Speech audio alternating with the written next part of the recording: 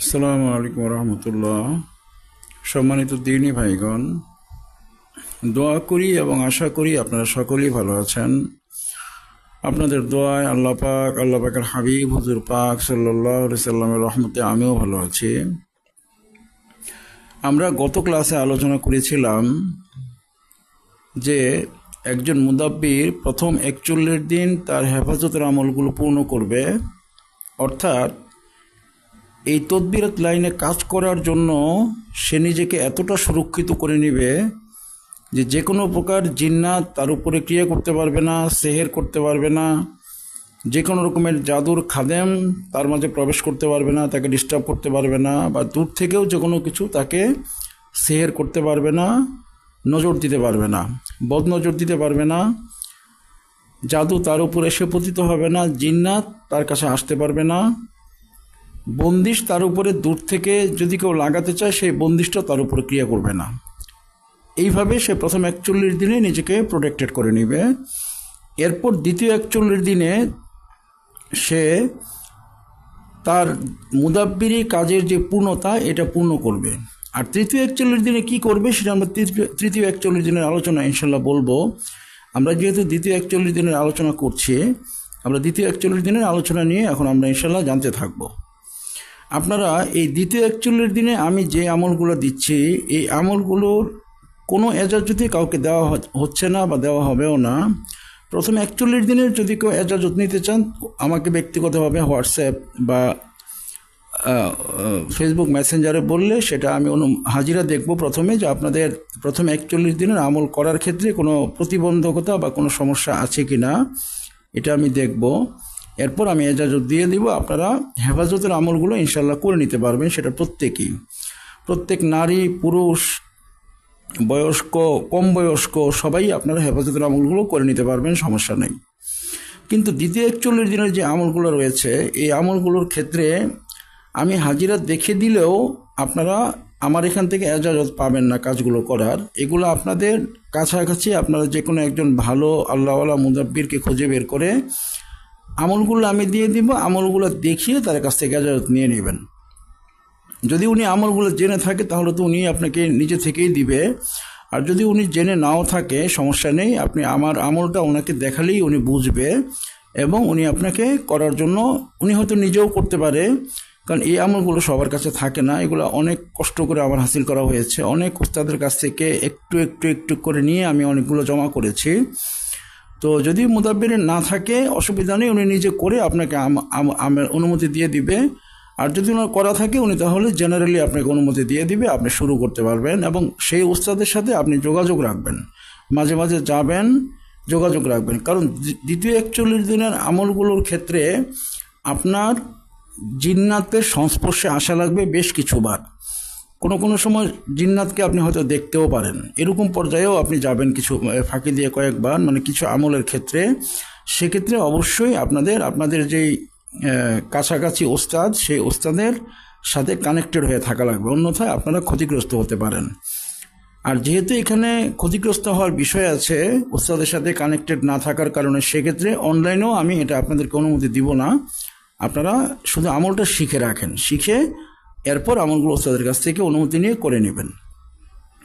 আমরা দ্বিতীয় 41 দিনের মধ্যে যেটা করে থাকি বা যেটা করব, এটা হচ্ছে প্রথমে কিছু শক্তিশালী মুআক্কেল হাসিল করে ফেলবো। কিছু জিন্নাত মুআক্কেল থাকবে, কিছু আবার ফেরেশতা মুআক্কেল থাকবে। আমি গত আলোচনায় বলেছি যে আমরা সূরা ফাতিহার শরীফের যে আয়াত শরীফ রয়েছে সেগুলোর মুআক্কেলগুলো যদি হাসিল করতে পারি, তাহলে একজন মুদাব্বির তার মুদাব্বিরি কাজের 50% কাজ হাসিল হয়ে যাবে। যদি শুধু সূরা ফাতিহা শরীফের 7টা আয়াত শরীফের 6 জন মুআক্কেল, অর্থাৎ 6 ধরনের প্রায় 18 জন মুআক্কেল হাসিল হয়ে যাবে। এতে করেই তার মুদাব্বিরি জগতের অধিকাংশই কাজই তার এর মধ্যে সে করতে পারবে। কিছু কাজ করতে পারবে না, যেগুলা আরও অন্যান্য আয়াত শরীফের আমেল হওয়া লাগবে বা মুআক্কেলাত হাসিল করা লাগবে। নর্মালি এই সূরা ফাতিহা শরীফের যেগুলো আছে এগুলো দিয়েই নর্মালি সে তার কাজগুলো চালিয়ে নিতে পারবে। সেখানে আমরা বলেছিলাম যে আলহামদুলিল্লাহ রাব্বিল আলামিন আর রহমানির রহিম, এখানে যে 2টা আয়াত শরীফের মুআক্কেল, এগুলোর মধ্যে একটা আমেল হলেই চলবে, একটার মুআক্কেলাত হলেই চলবে। তারপর মালিক ইয়াউমিদ্দিনের মুআক্কেলটা হাসিল করবে, এটা ওস্তাদ বিশেষভাবে বুঝিয়ে দিবেন। এটা হচ্ছে ধন সম্পদের মোয়াক্কেল। আল্লাহ পাক হচ্ছেন মালিক ইয়াউমিদ্দিন, উনি মালিক। এই মোয়াক্কেলাতের কারণে এটার মাঝে সম্পদ এবং বিত্তটা চলে এসেছে। এই মোয়াক্কেলটার মাধ্যমে সম্পদ বিত্তের তদবিরও আপনারা দিতে পারবেন, এ ধরনের কাজগুলোও করে দিতে পারবেন। নিজেরাও সম্পদ বিত্তর অনেকগুলো ব্যাপার আসবে যেগুলো আমল চলাকালীন সময় আপনারা বুঝতে পারবেন। ইয়াকা না'বুদু ওয়া ইয়াকা নাস্তাঈন এর এই মোয়াক্কেলটা হচ্ছে জিন জাদু কাটার জন্য খুবই শক্তিশালী একজন মোয়াক্কেল। এখানে 3 জন জিন মোয়াক্কেল আসবেন, খুবই শক্তিশালী। ওনারা যে কোনো রকমের জিন জাদু ওনারা ধ্বংস করে দিতে পারেন। শুধুমাত্র সামান্য কিছু জায়গায় ওনারা প্রবেশ করেন না, নাপাক যেখানে থাকে সেই নাপাকের জায়গায় ওনারা যান না, বিধায় সেই জাদু এবং সেই জিনগুলো ধ্বংস করেন না। ওনার কবরস্থানের যেই জাদুগুলো থাকে বা শ্মশানে যে জাদুগুলো থাকে এগুলো ধ্বংস করেন না। এবং শরীরের মধ্যে যদি কারো জিনবন্দি থেকে থাকে নাপাকের সাথে, তাহলে সেটা ওনারা ধ্বংস করেন না। এছাড়া যত রকমের জাদু আছে, প্রায় 36 কোটির মতো বান আছে, এগুলো পর্যন্ত ওনারা একেবারে সেকেন্ডের মাঝে ধূলিসাৎ করে দেন। 1 মিনিট সময় লাগবে। আপনারা দেখবেন অর্ডার করার পরে, অর্থাৎ ওনাদেরকে আদেশ দেওয়ার পরে 1 মিনিট সময় লাগবে সর্বোচ্চ। আপনারা দেখবেন যে কোনো রকমের জাদু ধ্বংস করে দিয়েছেন ওনারা। আর জিন বন্দি করার ক্ষেত্রেও আপনারা দেখবেন যত শক্তিশালী জিন্নাতি হোক না কেন, সর্বোচ্চ 1 মিনিট সময় লাগবে। বন্দি করে এসে আপনাদের সংকেত দিয়ে দিবে যে তাকে বন্দি করা হয়েছে। আপনারা যদি হাজিরাত খোলা থাকে, কাশ খোলা থাকে, আপনি তখনই দেখতে পাবেন যে হ্যাঁ, শক্ত জিন্নাতগুলি ওনারা বন্দি করে চলে এসেছেন। এরপরে যে আয়াত শরীফ, এটা হচ্ছে ইহদিনাস সিরাতুল মুস্তাকিম। আজকে ইহদিনাস সিরাতুল মুস্তাকিমের মোয়াক্কেল নিয়ে আমি কিছু কথা বলবো। আমি এই সূরা ফাতিহা শরীফের মোয়াক্কেল নিয়ে পরপর কয়েকটা ক্লাস দিব। আজকে আমি ইহদিনাস সিরাতুল মুস্তাকিমের মোয়াক্কেলাত নিয়ে কিছু কথা বলবো। আপনারা যদি ইহদিনাস সিরাতুল মুস্তাকিম এর আমেল হন এবং এটার জাকাত দেন, সেক্ষেত্রে আপনারা বেশ কিছু হাজিরাত করতে পারবেন, যে হাজিরাতগুলির মাধ্যমে রুগীর কি হয়েছে, জিন জাদুর সমস্যা, নাকি তার রজাত বন্দিশের সমস্যা, নাকি বদনজরের সমস্যা, নাকি শারীরিক কোনো সমস্যা হয়েছে, এই জিনিসগুলো আপনারা ফাইন্ড আউট করতে পারবেন যদি আপনাদের ইহদিনাস সিরাতুল মুস্তাকিমের মোয়াক্কেলটা হাসিল করা থাকে বা জাকাত দেওয়া থাকে। অনেকের সরাসরি মোয়াক্কেলাত হাসিল থাকে না, শুধু জাকাত দেওয়া থাকে। জাকাত দেওয়া থাকলে আপনারা মোয়াক্কেলের উপস্থিতিটা ওইভাবে টের পাবেন না, কিন্তু আপনারা মোয়াক্কেল যখন ডিমের উপরে আসবে বা যখন কাগজের উপরে আসবে বা মোমবাতির উপরে আসবে, তখন আপনারা বুঝতে পারবেন যে মোয়াক্কেলাত এসেছে, কিন্তু সরাসরি মোয়াক্কেলটা দেখতে পারবেন না। কিন্তু যদি আপনার ইহদিনাস সিরাতুল মুস্তাকিম এর বড় জাকাতটা দেওয়া থাকে, 90 দিনের বড় জাকাতটা, সেক্ষেত্রে আপনারা যেই দায়রা দিয়ে বসবেন ওই দায়রার সামনে মোয়াক্কেলাটা নিজে হাজির হবে একজন বুজুর্গ মানুষের সুরতে, সাদা পাঞ্জাবি এবং সবুজ পাগড়ি পরিহিত অবস্থায় উনি হাজির হবেন। ওনার হাতে একটা তসবি থাকবেন, উনি তসবিটা আপনাকে হাদিয়া দিবেন। ওই তসবিটার দ্বারা উনি বলে দিয়ে যাবেন যে এই তসবিটার মাধ্যমে আপনি হাজিরাটা করতে পারবেন। সেক্ষেত্রে ওই তসবির হাজিরাটা হবে অন্যরকম। আর যদি আপনি ইহদিনাস সিরাতুল মুস্তাকিমের জাকাত দেওয়ার মাধ্যমে তসবি জাগ্রত করেন, সেই হাজিরাটা হবে আবার আরেক রকম। কিন্তু ওনারা যেই তসবিটা আপনাকে দিয়ে যাবে, অর্থাৎ মোয়াক্কেলাত হাসিল করার পরে যে তসবিটা দিয়ে যাবে, ওই তসবির হাজিরাটা হবে নিখুঁত। আপনার 100% থেকে 90%-এর উপরে হাজিরা ঠিক আসবে। আর আপনারা যে জাকাত দেওয়ার মাধ্যমে যেগুলো করবেন, সেটা ডিমের উপরে হোক বা এই যে এখানে আমি কাগজে লিখে দিচ্ছি, কাগজের উপরে এনে হোক, বা এই যে ডিম এখানে দেখেন ইহদিনাস সিরাতুল মুস্তাকিম লেখা আছে ডিমের মাঝে, এই ডিমের উপরে এনে হোক, বা যেভাবেই আপনারা করেন না কেন, ওইভাবে করার মাধ্যমে 100-তে 50 থেকে 60% হাজিরা শুদ্ধ আসবে। আর বাকি হাজিরাগুলির মধ্যে সিফলি জিন্নাত এবং সিফলি শয়তানদের তাসির থাকার কারণে আপনার একুরেট হাজিরাটা আপনি পাবেন না। 60-70 পর্যন্ত একুরেট হাজিরা আসে। কিন্তু যদি ওই মোয়াক্কেলাতটা যেই তসবি আপনাকে দিয়ে যাবে, ওই তসবিটা দিয়ে যদি আপনি আবার ইহদিনাস সিরাতুল মুস্তাকিমের হাজিরা দেখেন, সেক্ষেত্রে 90%-এর উপরেও আপনারা হাজিরা দেখতে পারবেন।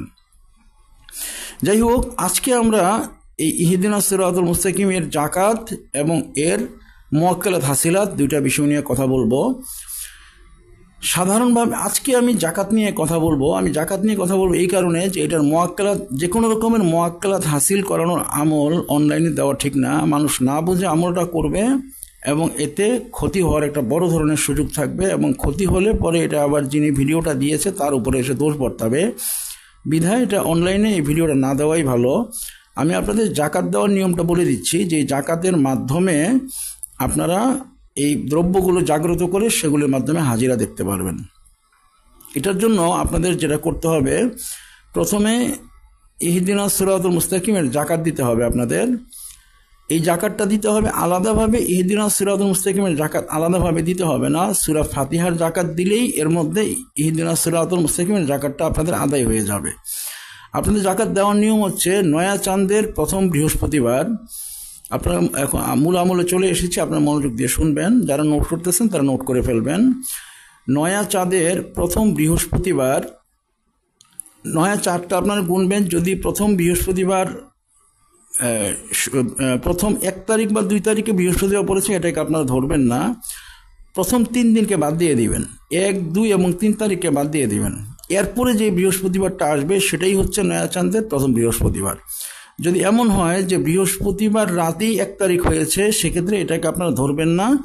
এগুলো অনেক বিষয় আছে, আপনারা যারা আমল করেন তারা আরও সামনে গেলে এগুলো পরিষ্কার হবেন, বিষয়গুলো বুঝতে পারবেন। আমি আজকে মেইন কথাটা বলে দিলাম, আপনারা এতটুকু জেনে রাখবেন যে নয়া চাঁদের প্রথম বৃহস্পতিবার, অর্থাৎ প্রথম 3 দিন বাদ দিলে পরে যে বৃহস্পতিবার আসবে সেই বৃহস্পতিবার থেকে আপনারা আমলটা শুরু করবেন। আপনারা আগে 11 বার দুরূদ শরীফ পড়বেন, পরে 11 বার দুরূদ শরীফ পড়বেন, মাঝে 41 বার সূরাতুল ফাতিহা পাঠ করবেন।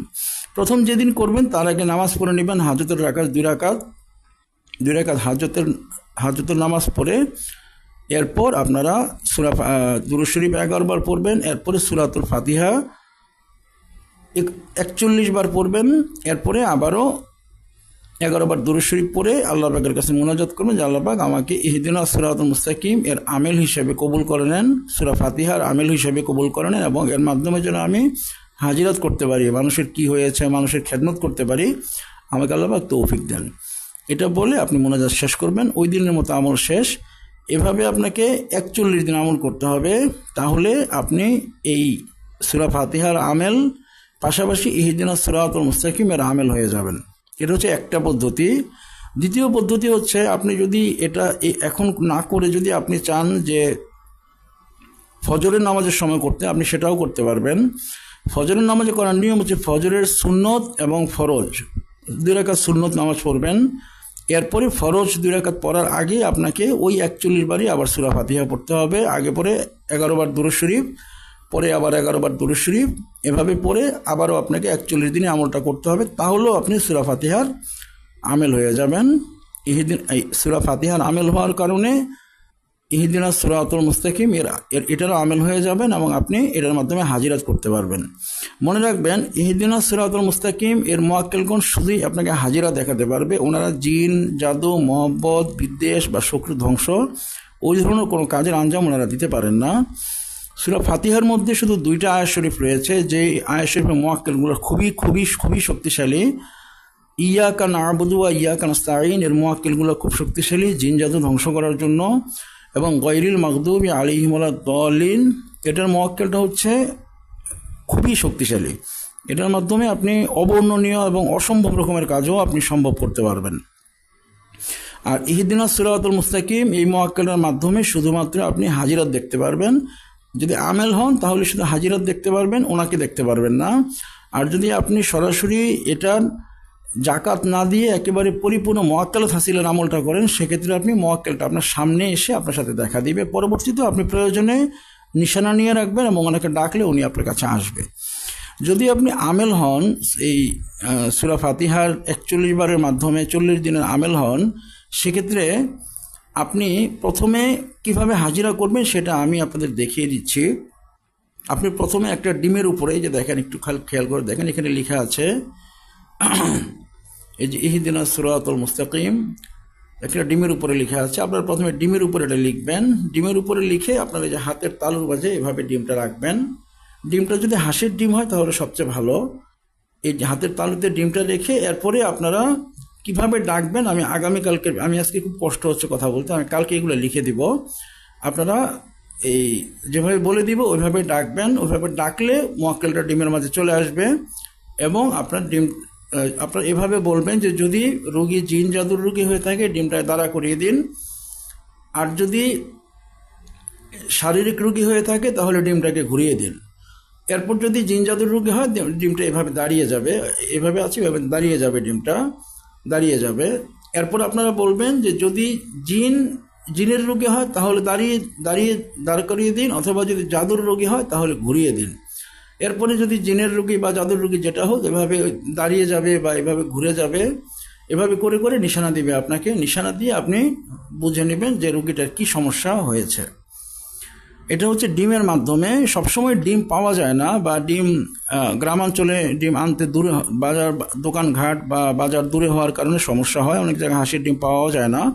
সেক্ষেত্রে আপনারা যেটা করবেন, এটা হচ্ছে একই মোয়াক্কেলটা আবার এই যে কাগজের মাধ্যমে আসবে। আপনারা আমি কিভাবে মোয়াক্কেলটা ডিমের উপরে এবং কাগজের উপরে আসবে এবং কালকে লিখিয়ে দেবো একটা শিটে, আপনারা ওইভাবে ওই আমল করে এগুলো ফু দিবেন। ডিমের উপরে ফু দিলে ডিমের উপরে চলে আসবে মোয়াক্কেলটা, আর যদি কাগজের উপরে ফু দেন তাহলে কাগজের উপরে আসবে। কাগজের উপরে হাজিরাটা দেখার নিয়ম হচ্ছে আপনি এই ধরনের একটা প্লেট নেবেন, কাঁসার প্লেট হলে সবচাইতে ভালো। আর যদি কাঁসার প্লেট না হয় তাহলে নর্মাল প্লেট হলেও চলবে, একটু ছড়ানো প্লেট লাগবে। ওই প্লেটটার